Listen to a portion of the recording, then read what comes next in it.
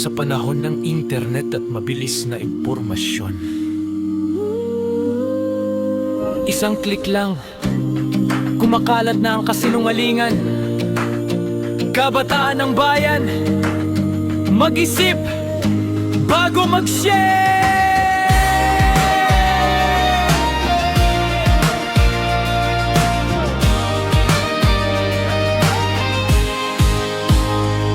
Sa timeline araw-araw may bagong balita.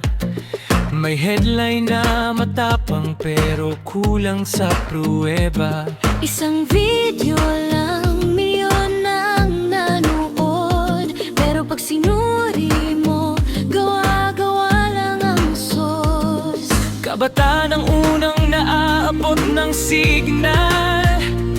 Sa cellphone nagsisimula ang digital na laban. Hindi lahat ng trending ay dapat paniwalaan.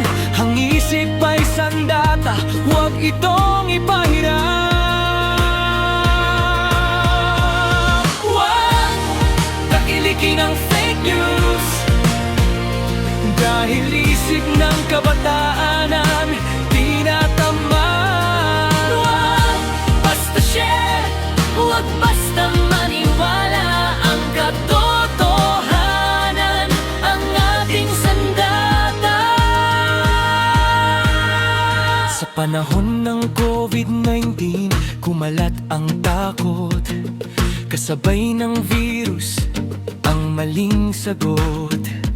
May nagsabing ito, may nagsabing ganon. Pero wala namang ebidensyang matibay na tugon. Kung ang kabataan ay matutong magtanong, hindi basta-basta ang kasinungalingan ay usbong. Dahil ang bayan ay mas lalakas pa kung ang isip ng kabataan ay malaya. Magbasa, magtanong, maghanap ng katotohanan. Ang kinabukasan ng bayan ay nakasalalay sa isip ng kabataan.